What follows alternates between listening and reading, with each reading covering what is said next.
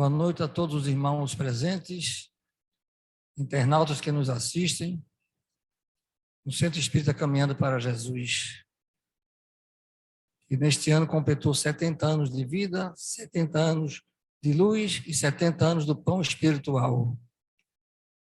Uma caminhada gloriosa de bons serviços prestados.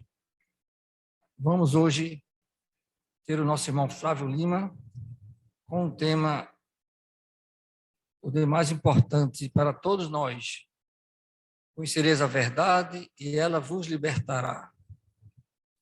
A verdade é saber daquilo, tudo que nos cerca, que nos rodeia, mas não somente do plano material, principalmente daquilo que nós não vemos, mas podemos perceber e podemos aprender, como a doutrina dos Espíritos nos explica e nos revela. Então, vamos harmonizar nossos pensamentos, levar ao alto, agradecendo ao Criador essa oportunidade de estarmos juntos, reunidos em nome de Jesus, para mais uma noite de aprendizado. Que tenhamos a devida atenção e discernimento para as palavras do nosso irmão Flávio Lima, trabalhador da casa, que nos trará esse assunto, trazendo-nos os detalhamentos tão necessários para absorvermos, entendermos e termos a convicção dessa necessidade de conhecer a verdade. O Espírito de Verdade já deixou escrito: amai-vos o primeiro ensinamento, instruí-vos o segundo. Só conheceremos a verdade através da instrução. A instrução é o caminho do aprendizado, do discernimento, da ampliação da nossa inteligência. E agradecendo ao Pai essa oportunidade, pedindo aos benfeitores da casa a habitual presença, trazendo energias positivas, trazendo-nos harmonia, para que a noite prossiga em paz. E assim, passa a palavra ao nosso irmão Flávio Lima, para que nos traga a sua explanação. Muita paz. Boa noite a todos. É com felicidade que aqui me encontro para o retorno à exposição presencial. E realmente é diferente esse retorno, porque nós estávamos fazendo a exposição via internet, mas a presença aqui é diferente, a energia é outra. Eu vou tirar a máscara aqui para poder que o som fique melhor, que vocês possam olhar melhor o meu rosto, porque a exposição tem também o lado, vamos dizer assim, da expressão, né, visual. O tema que nós trazemos na noite de hoje é: e conhecereis a verdade, e a verdade vos libertará. Esse tema é baseado numa passagem do Evangelho de João, versículo 6, versículo 8, 32, e essa pintura, ela retrata o trabalho de Akiane Kramerick, que é uma americana, e retrataria a figura de Jesus, que foi apresentada para essa moça. Ela pintou com 8 anos de idade, nessa forma aí, né? É bastante impactante a pintura, e a história dela é muito interessante. Quem tiver curiosidade realmente vai achar realmente boas informações sobre isso. Conhecereis a verdade e ela vos libertará. A verdade, ela é um tema que sempre foi muito debatido na filosofia. O que é a verdade? O que é que ela representa? A verdade é mutável, a verdade é imutável, a verdade individual existe, a verdade coletiva existe, a verdade é algo universal. Tudo isso foi estudado pela filosofia. A verdade é uma base quase infinita de discussões filosóficas. Os gregos, os antigos gregos, dedicaram uma parte grande dos seus estudos para estudar o tema.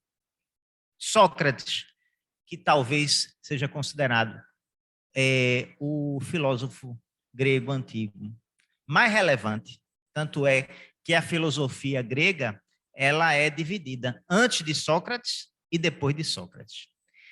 E Sócrates morreu 400 anos antes do nascimento de Cristo. Sócrates debruçou-se sobre o tema a verdade. Ele dizia que através do diálogo o homem poderia encontrar a verdade, usando a razão através do raciocínio. Que o diálogo era o método usado por Sócrates para poder que a pessoa extraísse a verdade dentro dele mesmo. Dizia que a verdade estava dentro de nós mesmos. Com certeza, a verdade ela é uma visão, certo, que exige um reconhecimento individual. Ninguém pode considerar verdadeiro algo que não reconheça aquilo como verdadeiro. É necessário isso. Mas o conceito de verdade é um pouco mais complexo do que isso. Sócrates, para extrair a verdade da pessoa, iniciava por um questionamento de um tema que a pessoa dizia que conhecia. Então, ele iniciava, você sabe o que é o amor? E a pessoa respondia, não, o amor é quando a gente está apaixonado. E ele começava a perguntar, sim, mas e você está apaixonado por sua mãe, por seu pai? Não, isso aí não estou apaixonado, mas eu amo. Então, o amor não é só isso, não é só paixão. Então, ele, através da indagação, essa é a primeira parte dessa discussão, era chamada de ironia, ele conseguia abalar a pessoa para que a pessoa começasse a raciocinar que aquele ponto de vista sobre aquele tema era incompleto ou equivocado. A segunda parte do trabalho de Sócrates era maiêutica, que quer dizer o seguinte, quer dizer, era o parto das ideias, quer dizer que a pessoa, dentro dela mesma, tirava a verdade. E a pessoa ele ia perguntando, até que a pessoa criava um conceito de amor, por exemplo. E depois isso ia evoluindo para a justiça, para a verdade, para a vida, e por aí vai. E Sócrates, com esse questionamento, abalou a sociedade grega e acabou condenado à morte. Porque ele discutia tudo, ele colocava em dúvida tudo o que a sociedade grega entendia como verdade. Então, Sócrates, mantendo a coerência dele, ele, vamos dizer, se deixou matar para manter a coerência dele. Ele podia escolher qual seria a condenação dele, mas por coerência ele manteve a condenação proposta, que era beber cicuta, um veneno que o matou. Bom, para Sócrates existiam verdades universais, válidas para toda a humanidade em qualquer espaço e tempo. Para encontrá-las era necessário refletir sobre elas. Então, o conceito de justiça, para ele, era um conceito que, na sua essência, era universal. Sócrates entendia que a verdade passava pelo autoconhecimento. Essa ideia do autoconhecimento, que ele aplicava tão bem no trabalho dele de maiêutica, de esse parto das ideias, representava uma ideia que estava escrito num pórtico, na entrada do templo do deus Apolo, na cidade de Delfos, na Grécia, que dizia: conhece-te a ti mesmo. Esse autoconhecimento era essencial para a pessoa conhecer a verdade, conhecer das coisas. Ele indagava: como é que você pode se aprofundar sobre conceitos complexos se nem conhecer a ti mesmo você conhece? Não há como. Você tem que conhecer a si mesmo. Então, ele acolheu para ele, dentro do trabalho filosófico dele, essa inscrição lá em Delfos. Sócrates também dizia que o mal decorre da ignorância e, a contrário senso, o bem era sinônimo de virtude. Isso, para nós espíritas, é muito claro, que o mal decorre do primitivismo, né, daquele espírito, e o bem decorre justamente da elevação. À medida que nós vamos conhecendo a verdade, nós vamos aprendendo mais, nós vamos ficando melhores, nós vamos perdoando mais, nós vamos relegando as faltas que são cometidas para conosco, nós vamos olhando as pessoas com mais compaixão, nós vamos ajudando mais o irmão que necessita, nós vamos partilhando o pão. Então, para Sócrates, o bem era sinônimo de virtude e o mal decorria da ignorância. Ele dizia que ninguém pratica o mal conscientemente. Isso decorre da ausência, da capacidade de compreender aquela realidade. Veja como profunda é essa filosofia de Sócrates. E ele dizia: sábio é aquele que conhece os limites da própria ignorância.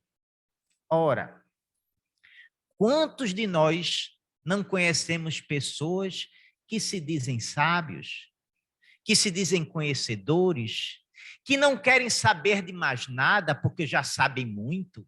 Ah, não, eu cansei, eu já estudei muito. Ah, esse tema eu sei demais. Não venha nem me falar, porque isso eu sei demais. Mas você não quer nem que eu fale, você não quer nem ouvir. Não, porque isso eu já sei. Ora, Sócrates, no mundo grego, foi considerado o maior dos sábios. E ele dizia: só sei que nada sei. Isso, ele não estava sendo humilde. Ele estava demonstrando que o desconhecimento dele era muitíssimo superior ao conhecimento dele. Hoje em dia, considerando as informações que existem, isso fica muito mais evidenciado. Nós não temos condição de saber tudo. Então, por muito mais razão, a nossa ignorância sobre praticamente todos os temas é evidente. E por que esse conhecimento, esse reconhecimento da ignorância é fundamental? Porque ninguém pode aprender se não admite que desconhece. Ninguém. Se você vai ensinar um menino sobre determinado tema, aí ele diz: não, mamãe, não, papai, não venha que eu já sei. Não, mas é uma coisa que eu quero te dizer, não, nem adianta falar, que eu já sei. Aí, não, mas eu vou falar assim mesmo. E fala, e no final você pergunta, e aí, entendeu? Não. Por quê? Porque não estava nem dando importância a que você estava falando. Por quê? Porque achava que tinha o conhecimento, que sabia. Então, admitir a ignorância é o ponto de partida para o conhecimento. Aquele que se arroga a condição de sábio se deve questionar. És mesmo sábio? Sabes mesmo com profundidade sobre o tema? Muitas vezes não é bem assim. Em Nietzsche, outro estudioso, outro filósofo muito conhecido, já em outro momento, ele dizia que a verdade é um ponto de vista. Ele não define nem aceita a definição de verdade. Para Nietzsche, não se pode alcançar uma certeza sobre a definição do oposto da mentira. Ele dizia que ninguém pode dizer que há verdade ou não sobre determinado tema.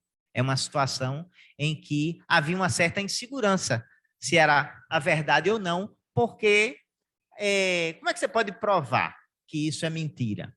Então, para Nietzsche, isso poderia ser questionável.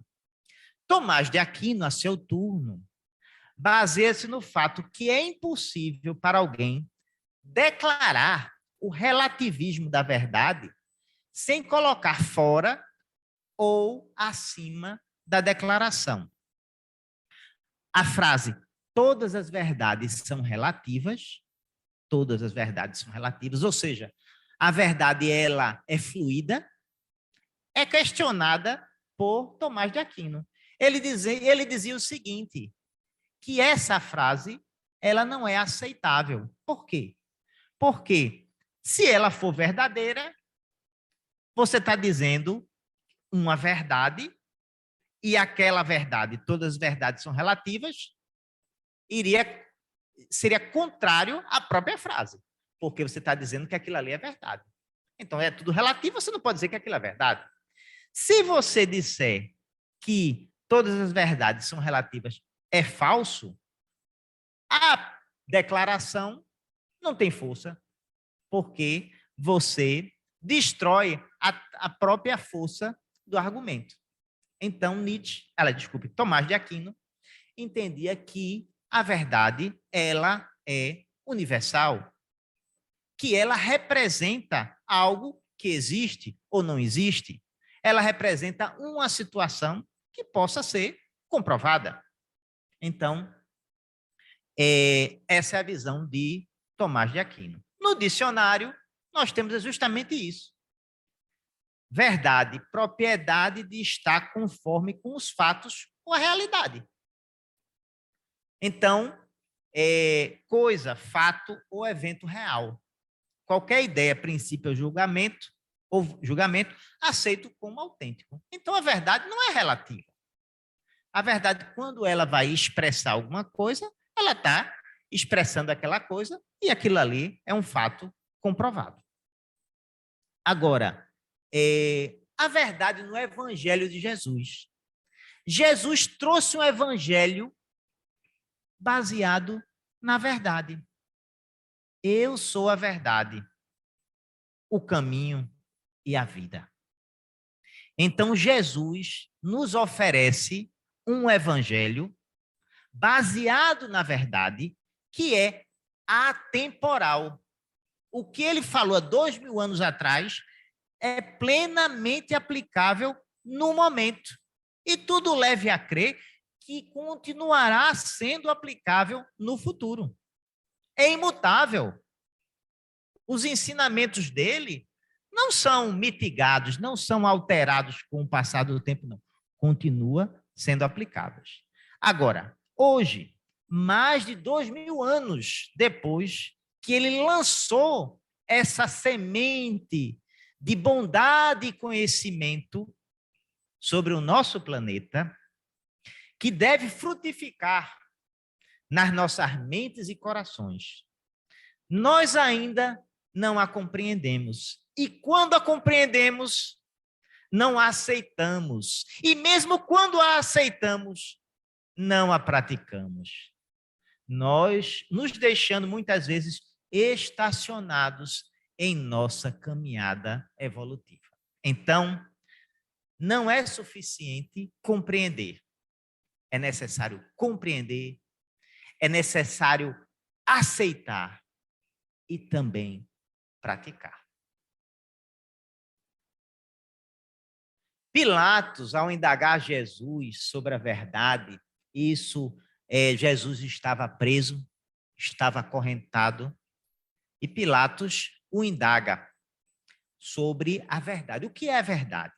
A resposta de Jesus é ampla. A gente tirou um trecho em que Jesus dá a informação sobre a missão dele aqui na Terra.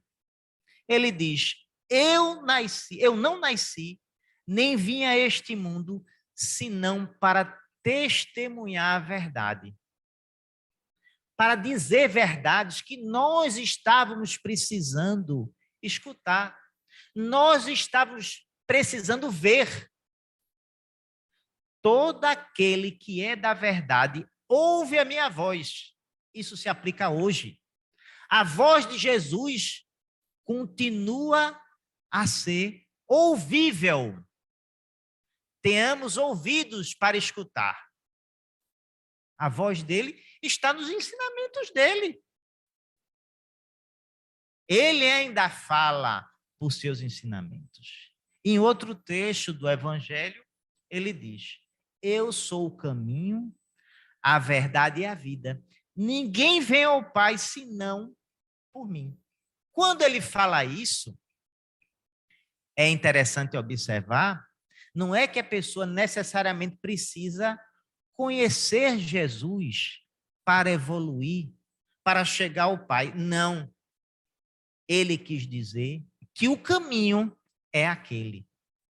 Quer você reconheça aquele caminho como cristão ou não, se você faz o bem, se você perdoa, se você age de acordo com a moral cristã, mesmo que você não se diga cristão, mesmo que você não conheça Jesus, o cara que está lá na China, o cara que está lá na Índia, no Japão, mas ele pratica ações que são próprias do cristianismo. Esse vai evoluir e vai chegar ao Pai. Então, é interessante essa questão, porque muitas vezes acha que necessariamente você precisa estar com a Bíblia debaixo do braço para que possa chegar ao Pai. Conduta, ação, muito mais do que o verniz, a forma como você se apresenta ao mundo, mas como você age de verdade.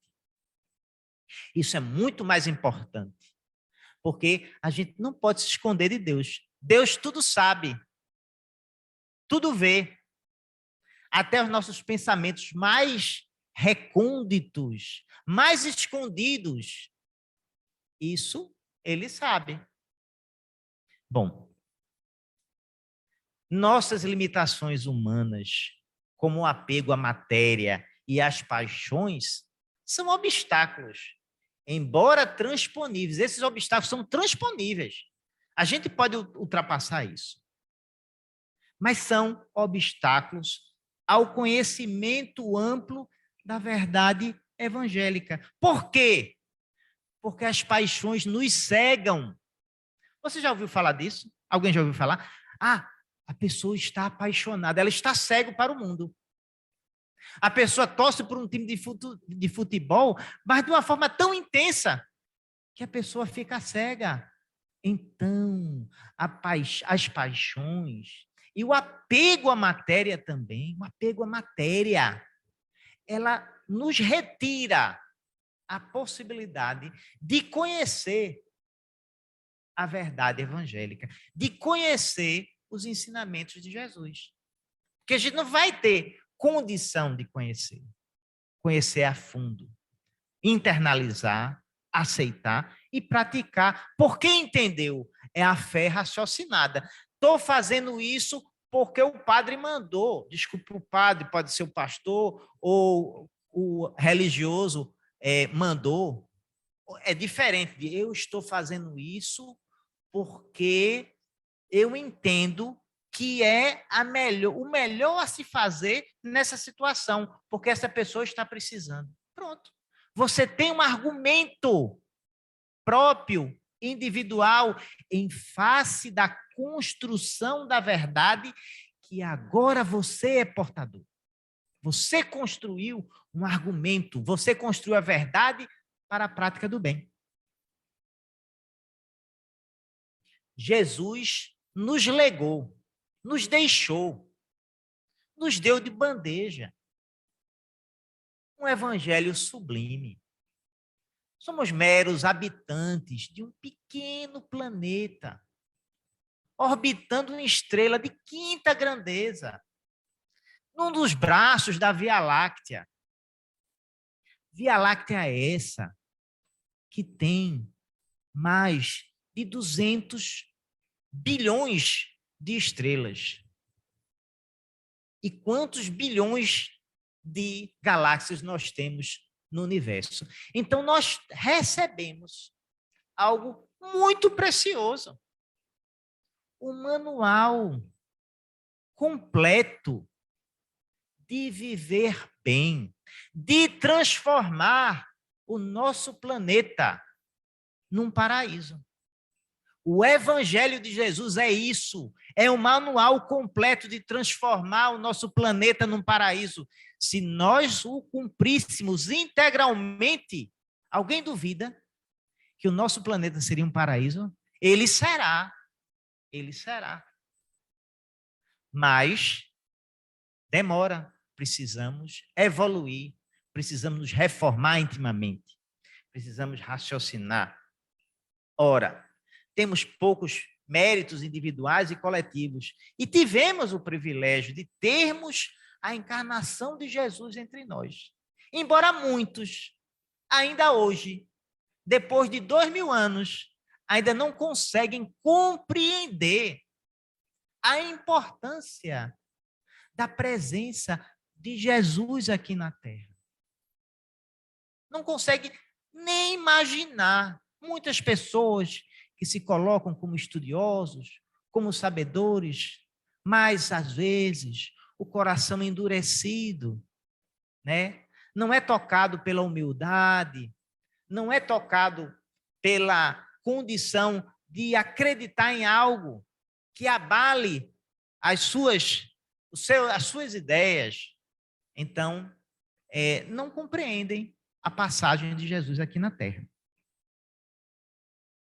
Fenelon, no Evangelho segundo o Espiritismo, na cidade de Poitiers, essa cidade é interessante, porque essa cidade francesa, ela foi objeto de uma batalha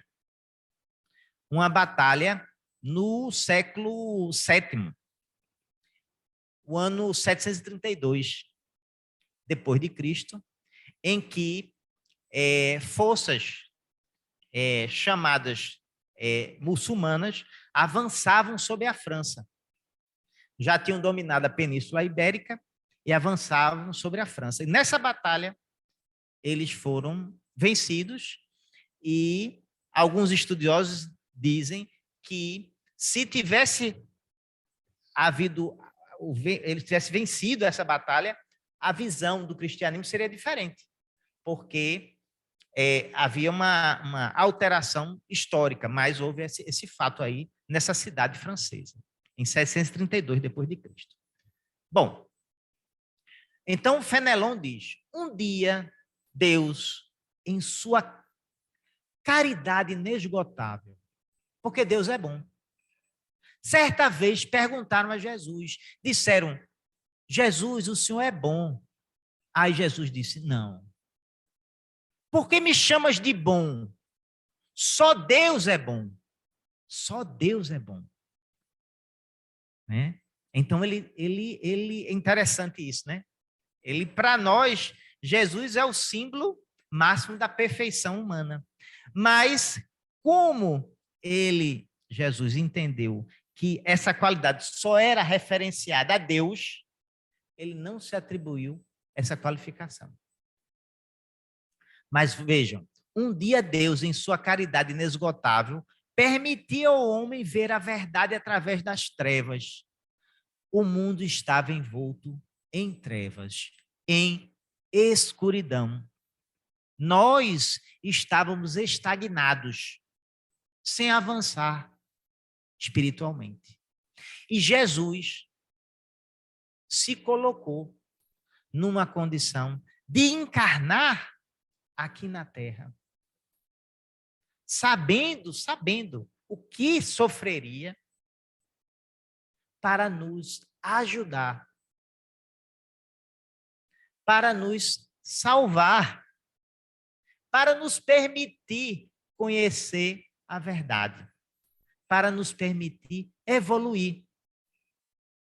E aí, nessa situação de trevas que havia no planeta, esse dia foi o da vinda do Cristo. Por misericórdia, por caridade de Deus.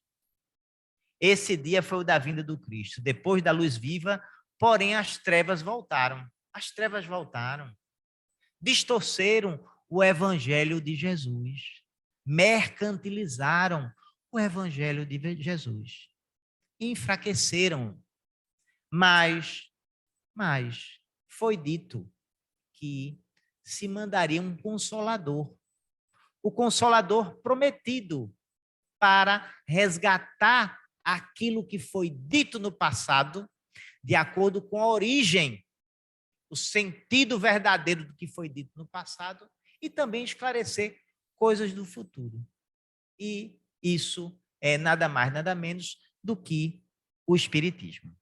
O mundo, após alternativas de obscuridade, perdeu-se novamente. Então, aqui, essa mensagem de Fenelon, mostrando como era antes de Jesus chegar, trevas, depois veio a luz e depois as trevas voltaram por conta de alternativas de verdade. A verdade passou a ser alternativa. Enfraqueceram a verdade. Né? Então, se a verdade ela é dúbia, então as pessoas ficam em dúvida o que seguir. Não é? É como uma criança, quando você vai ensinar uma criança. Você geralmente diz, meu filho, não pegue nessa fiação não, senão você vai levar um choque. Imagine se você dissesse, olha, você pode pegar ou pode não pegar naquela fiação, vai depender da situação. O menino, né? Pode ser que pegue, pode ser que não pegue. Então, muitas vezes a gente precisa da certeza para poder avançar. Pode-se indagar se existe um caminho. Será que existe um caminho para se conhecer a verdade? Será que nós temos um caminho para conhecer a verdade? Difícil responder essa. Pode-se dizer, no entanto, que a verdade tem dificuldade de penetrar na soberba, na autossuficiência, na vaidade e no orgulho. Quando as pessoas estão envoltas nisso, as pessoas, geralmente, elas não conhecem sobre determinados temas, e os temas são mostrados a elas, e as pessoas não querem saber. Por quê? Não, sou muito sabido disso aqui, eu não quero saber mais não. Porque eu não vou aprender mais nada não, porque a minha posição é essa aqui, e você é um pequenininho aí que está querendo me ensinar. Está querendo me ensinar? De jeito nenhum. Veja a sua posição. Mas escuta o argumento dele. Escuta. Fica com a mente aberta para aprender. Aqueles que deixam a mente aberta para aprender sempre evoluem. Quando a pessoa disser, eu não tenho mais nada a aprender, aí você pode dizer, coitado, não tem mais nada a aprender, não tem mais nada a evoluir. Sócrates, assim, no entanto, vamos lá, e no orgulho, sem reconhecer a própria ignorância, não há como chegar à verdade. Sócrates já dizia, o início da sabedoria é a própria ignorância, como já tinha dito a vocês. Não é incomum nos defrontarmos com aqueles que lutam para não conhecerem a verdade, não a aceitarem e não a praticarem. Será que a gente conhece alguém assim? Que a gente chega e diz, olha, eu quero te contar um fato, isso é uma coisa importante para você. Ah, eu não quero saber disso, não. Mas veja, olha, você está fazendo errado, você pode se machucar fazendo desse jeito. Por que você não faz do outro jeito? Não, eu estou aqui fazendo isso há muito tempo desse jeito, nunca aconteceu coisa nenhuma, eu não vou mudar, não. Não, mas veja, isso aqui, você pode ter um problema aqui. Não, eu não vou colocar o equipamento de proteção individual, certo? Eu não vou botar uma luva para mexer no fio de alta tensão, certo? Eu vou fazer isso, não fazer aquilo, eu não vou lavar as mãos antes de comer, certo? Tudo isso aí que é o orgulho, é a vaidade, então a pessoa acaba não evoluindo. Não é incomum nos defrontarmos com aqueles, já falei isso, né? Conhecer a verdade exige uma certa preparação de terreno. Não é assim, não.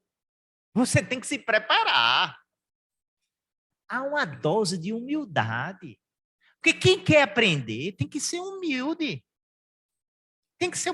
Não, eu quero escutar. Pode falar que eu estou ouvindo. Ora, se você diz isso, o que é que você está dizendo? Olha, eu não conheço disso. Me ensine, por favor. Me ensine. Eu quero aprender. Então, você precisa ser humilde. A humildade é essencial. Sem humildade, não se aprende.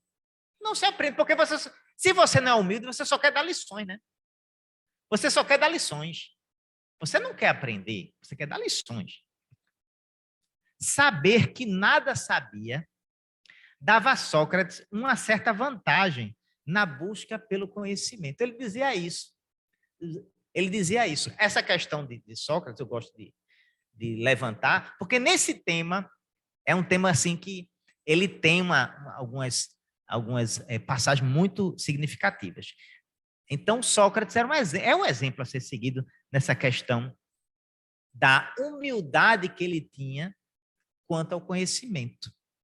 Então, se nós somos humildes, nós temos condição de avançar, de aprender, de sermos melhores. E não é apenas no conhecimento científico, acadêmico, é em tudo. É em tudo. Todo o nosso relacionamento. Às vezes são coisas, o seu relacionamento com sua filha, com seu filho, com a sua mãe, com o seu pai. Então, você pode ser melhor do que você é. Tenta aprender, tenta se modificar. Se escuta tanta coisa, por que não fazer diferente? Diálogo franco, a tentativa de equacionar aquele problema, não deixa chegar perto do túmulo não para agir. Age agora, atua nesse momento. Faz a sua parte, se antecipa. Se vocês aguentarem mais um pouquinho de Sócrates, tem uma passagem de Sócrates que um jovem pergunta a Sócrates, olhe, me diga uma coisa, você está me dizendo aí que eu tenho que me antecipar para pedir desculpas a fulano de tal. Como eu me antecipar? Eu sou jovem. Então, aqui na Grécia, a gente aprende que os mais velhos devem se antecipar e não mais novo. Aí disse, espera aí, quando algum mais velho está passando, está carregando alguma coisa pesada, você não tem que se antecipar para ajudar? Ele disse, Quando cai alguma coisa da mão do mais velho, você não vai lá para pegar? Não é isso que você aprende na Grécia? Ele disse, Então, se antecipa, deixa de tanta vaidade e vai pedir perdão a teu pai. Bom, vamos em frente. A verdade pode incomodar. Ela pode ser inconveniente. Se lembram que tem um filme, né? Daquele Al Gore, né? Que é o ex-vice-presidente americano, que é a verdade inconveniente, o negócio do aquecimento global. Então, a verdade, ela muitas vezes ela incomoda, ela é inconveniente. Isso ocorre não apenas para pessoas poderosas. Às vezes, não, isso aqui só incomoda os poderosos. Não, a verdade nos incomoda. Muito mais do que nós imaginamos. Porque nós gostamos de ouvir coisas que agradam aos nossos ouvidos. E tem coisas que dizem de nós que são verdadeiras e incomodam. Mas precisamos escutar. Mas escutar e muitas vezes aceitar quando forem verdadeiras. E agir para melhorar nesse ponto. Será que estamos preparados para conhecer a verdade? Aqui eu botei interrogação, porque o meu computador não saía o ponto de interrogação, eu botei interrogação. Estão entendendo, né? Bem, será que estamos preparados para conhecer a verdade? Provavelmente não. Provavelmente nós não estamos preparados para conhecer a verdade, ou toda a verdade. Ou toda a verdade, não estamos preparados. Muitas vezes não aceitamos nossos próprios defeitos e limitações. E deixamos a vida nos levar, né? Aquele samba, né? Do Zeca Pagodinho, né? Deixa a vida me levar. Martinho da Vila, muito obrigado. Mas talvez ele cante, não sei. Mas eu agradeço. Ora, e aí a gente se deixa levar como se nós não tivéssemos nenhum problema para resolver. E nós estamos cheios de problemas para resolver. Cheios de problemas. Né? Então, a gente precisa enfrentar a verdade. Muitas vezes, o nosso maior adversário somos nós mesmos. É o adversário mais difícil. Por quê? Porque eu conheço todo tipo de forma de driblar esse adversário. Todo tipo de argumento. Todo tipo de escapismo que eu uso para me enganar, para me iludir. Eu, muitas vezes, não enfrento a verdade. Outras vezes, não gostamos da dura realidade e passamos a nos enganar acreditando em pessoas e afirmações que, no fundo, sabemos que não são verdadeiras.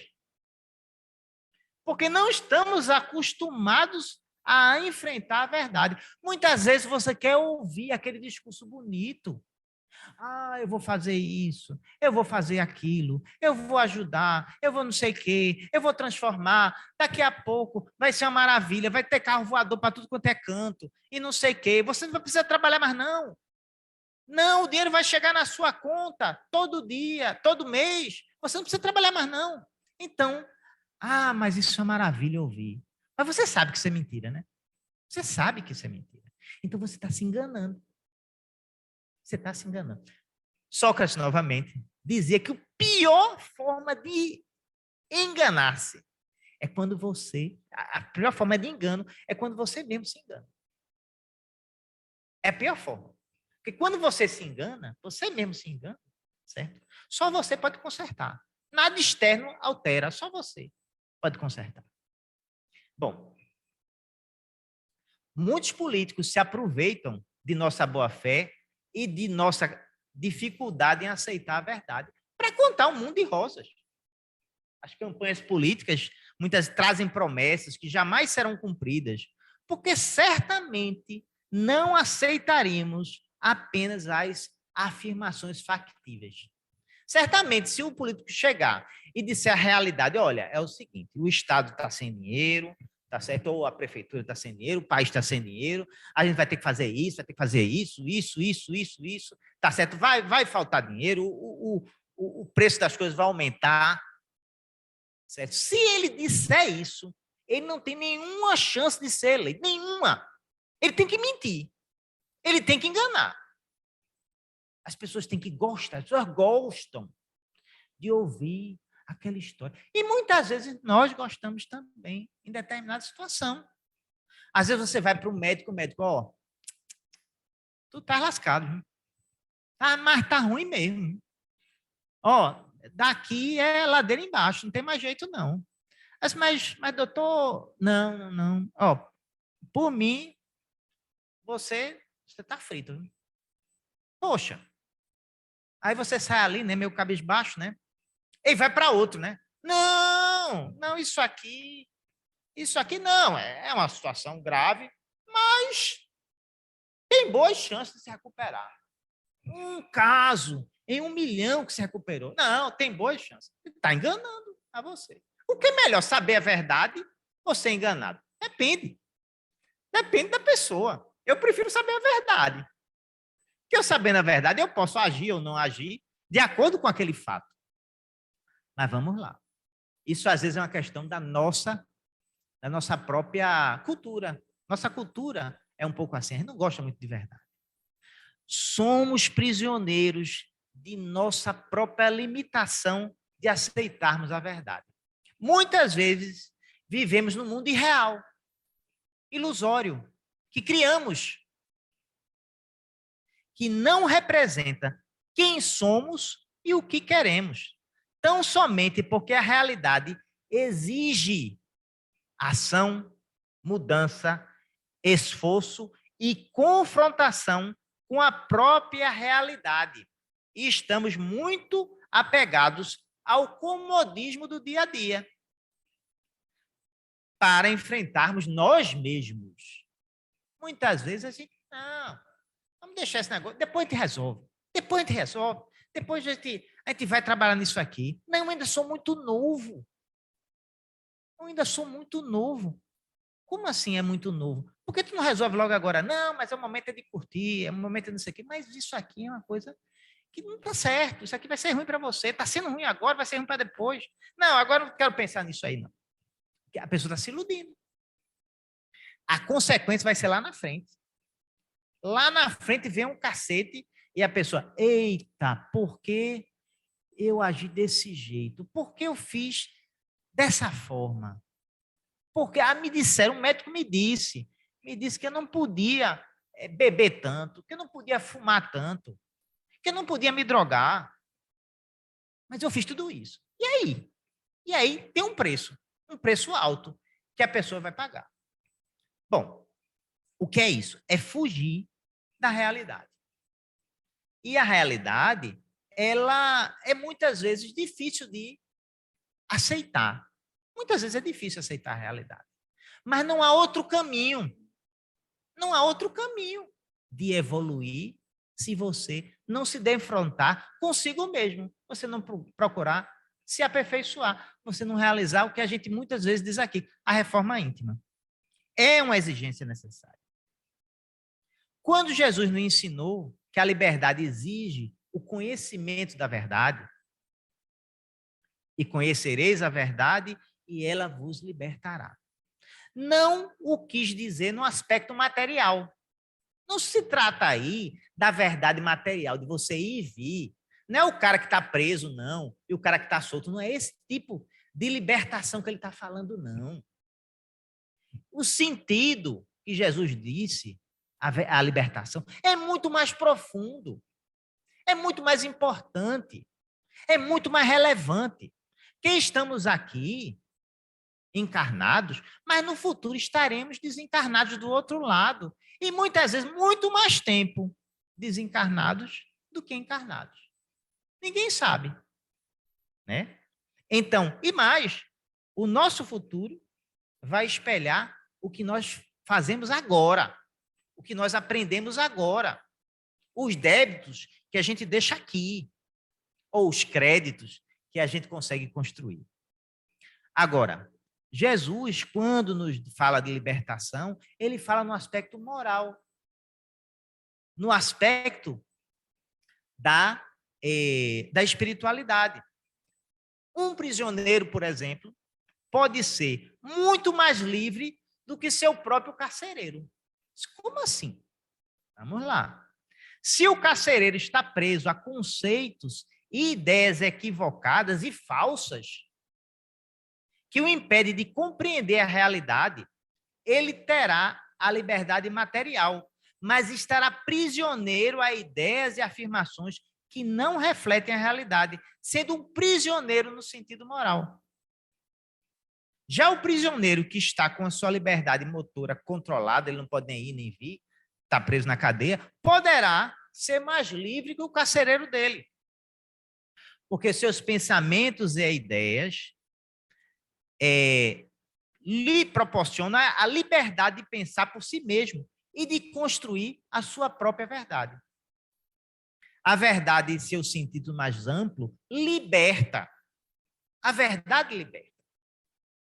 Liberta. Porque você fica livre também das ilusões. Liberta mais do que podemos imaginar. Durante nossa vida, nós vamos nos aprisionando, a necessidade e desejos desnecessários. Ah, não, porque não sei o quê. Ah, eu me acostumei a isso, eu só fico feliz se eu tiver isso, se eu tiver aquilo. Mas será mesmo que seu conceito de felicidade exige isso, exige aquilo? Você se aprisionou a esse conceito de felicidade, você se aprisionou a esse seu conceito de bem-estar. E muitas vezes é um equívoco. Durante nossa vida, nós vamos acumulando esses desejos desnecessários, como forma, muitas vezes, de escapismo da realidade. A simplicidade nos liberta do supérfluo. Sócrates já dizia, vamos terminar com Sócrates. Quanto mais um homem diminui suas necessidades, mais se aproxima das condições divinas. Uma vida mais simples, uma vida sem tantas exigências, né? Nos aproxima da divindade, nos faz mais leves. Vamos tentar refletir sobre o que a gente apresentou aqui, né? Para que a gente possa ser mais feliz. Porque é o nosso objetivo atual aqui, é ser mais feliz, viver melhor, não é? E o nosso objetivo de caminhada é aprender e evoluir, tal qual o ensinamento de Jesus. Boa noite e muito obrigado a todos. Vamos fazer a prece final da noite de hoje. Irmãos, peço autorização de Jesus, dos irmãos da espiritualidade, de Deus, para agradecer pela oportunidade aqui, me encontro, de poder falar sobre esses temas que certamente, de alguma forma, foram úteis para alguém, ou encarnado ou desencarnado que aqui se encontre, que os irmãos que aqui vieram e que estão ligados pela internet à exposição de hoje, de alguma forma possam refletir sobre esse tema, que é um tema atemporal, é um tema que nos exige sempre uma reflexão profunda da nossa forma de pensar, da nossa forma de agir, né?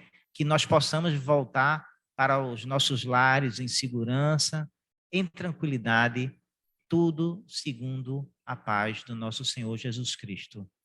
Boa noite a todos.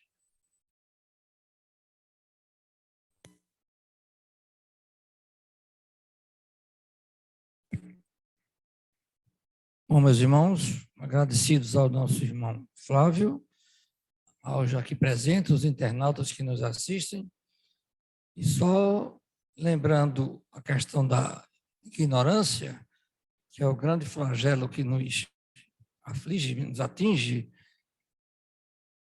eu vou citar rapidamente uma pequena frase num livro de física, quando eu fiz vestibular, que eu decorei, e diz que o conhecimento estava exultante por muito conhecer. A sabedoria estava triste por pouco saber. de forma que, sem humildade, não se consegue sair para o estado de evolução da ignorância. Então, estejamos ainda em prece, harmonizados para o passe individual e agradecidos pela presença de todos. Muita paz.